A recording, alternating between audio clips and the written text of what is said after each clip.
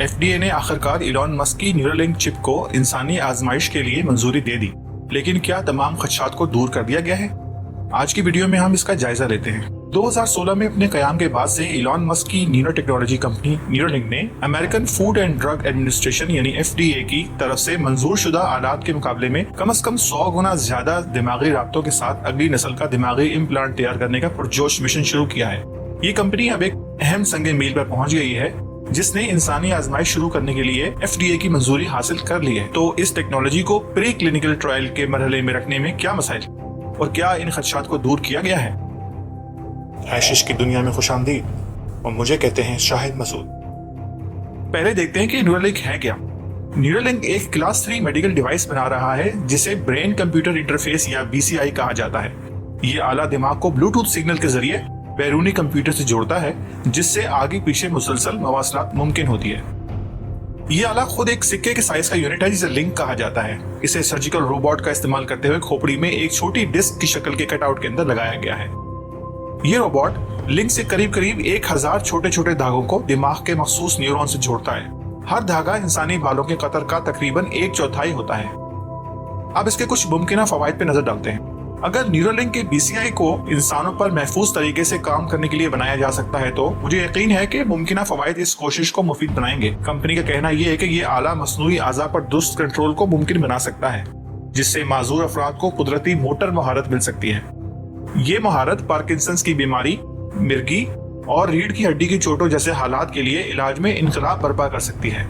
ये मोटापे, autism, depression, schizophrenia और टेटनस के मुमकिन इलाज के लिए भी अज़म जाहिर करती है। कई दीगर न्यूरो टेक्नोलॉजी कंपनीज और एक्सपर्ट्स ने पहले ही BCI टेक्नोलॉजीज तैयार की हैं, जिन्होंने महदूद नकलो हरकत करने वाले लोगों को आजादाना नकलो हरकत की दोबारा इस्तेदाद हासिल करने और रोजाना के कामों को मुकम्मल करने में मदद की है। BCI को उम्र रसीदा अफराद में उम्र बढ़ने के बदतरीन असरात को इत्तेदाल में लाने के लिए इनकी मोटर और इल्मी सलाहियतों की तरबियत में मदद के लिए भी इस्तेमाल किया गया है। अब देखते हैं कि इंसानी आजमाइश के लिए FDA की मंजूरी का जो तवील तरीन रास्ता अपनाया है। फरवरी 2021 में मस्क ने कहा था कि न्यूरालिंक FDA के साथ मिलकर काम कर रहा है ताकि इस साल के आखिर में इब्तदाई इंसानी आजमाइश शुरू करने की इजाजत हासिल की जा सके, लेकिन 2021 के आखिर तक इंसानों पर तजुर्बात शुरू नहीं हुए। फिर मार्च 2022 में न्यूरालिंक ने FDA को एक और दरखास्त दी ताकि इंसानों पर तजुर्बात शुरू करने के लिए अपनी तैयारी का तयन किया जा सके। 1 साल और 3 माह बाद 25 मई सन 2023 को न्यूरालिंक को आखिरकार अपने पहले इंसानी क्लिनिकल ट्रायल के लिए FDA की मंजूरी मिल गई।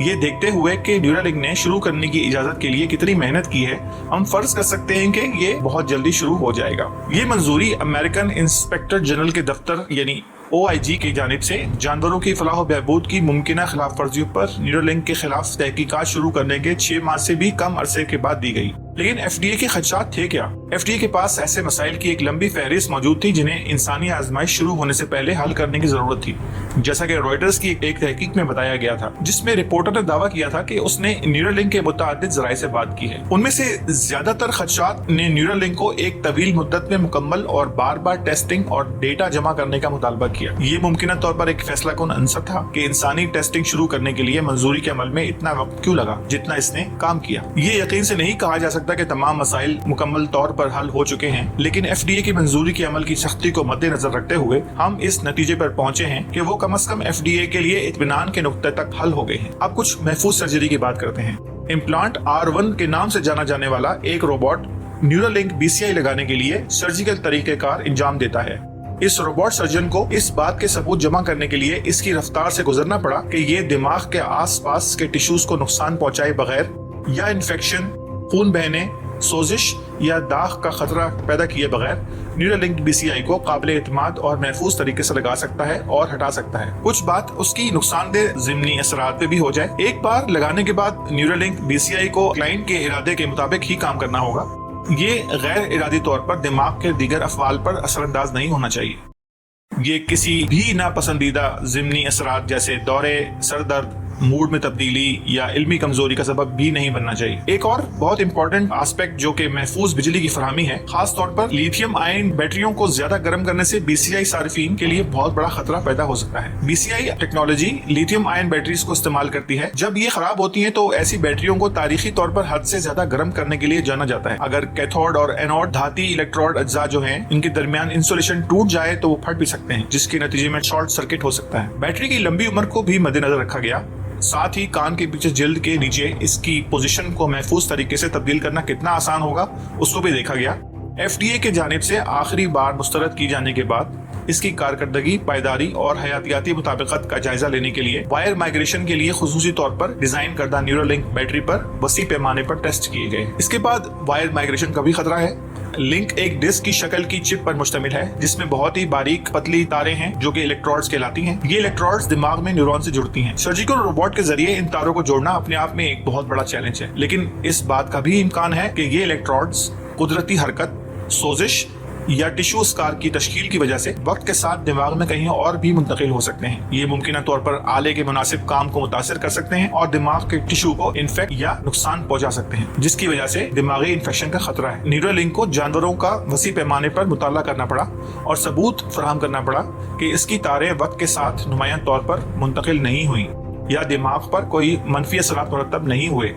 कंपनी को ये भी दिखाना पड़ा कि अगर ये जरूरी हो तो इसके आसपास तारों की पोजीशन को ट्रैक करने और एडजस्ट करने का एक तरीका भी है। न्यूरोलिंक को दरपेश एक और चैलेंज महफूज इम्प्लांट रिमूवल यानी कि महफूज तरीके से इस इम्प्लांट को हटाना था। FDA जानना चाहता था कि अगर ये जरूरी हुआ तो इस आले को दिमाग से हटाना कितना आसान या मुश्किल होगा। एक और बहुत ही इंपॉर्टेंट एस्पेक्ट है जिसे डेटा की राजदारी और हिफाजत कहा जाता है। डेटा सिक्योरिटी और प्रोटेक्शन। लिंक के जरिए जमा करदा डेटा को हैक, हेराफेरी या दूसरी सूरत में गलत इस्तेमाल से रोकने के लिए मजबूत सिक्योरिटी इकदामात की जरूरत है। न्यूरोलिंक को FDA को ये यकीन दिलाना होगा कि वो हैकर्स के डरावने मंजरनामे से बच सकते हैं जो कि इसके लिंक सारिफीन को मुदाखलत के खतरे से दो चार कर सकते हैं और साथ ही डिवाइस के जरिए पैदा होने वाले दिमागी लहर के डेटा की राजदारी की जमानत भी दे सकते हैं। आगे का रास्ता क्या है? नाक़दीन न्यूरोलिंक के मुमकिन फवाइद को तस्लीम करते हैं, लेकिन कंपनी को आहिस्ता आहिस्ता चलने का मशवरा भी देते हैं। उनको मुतनब्बे करते हैं कि इन मसाइल को मुनासिब तरीके से हल करने में वक्त लगेगा और किसी भी हल पर पहुंचने के लिए कॉर्नर कटिंग नहीं की जानी चाहिए। लिंक के मुमकिन तिब्बी इस्तेमाल के अलावा मस्क ने टेक्नोलॉजी के लिए अपने मुस्तकबिल के विजन के बारे में बहुत सारे इनकलाबी दावे भी किए हैं।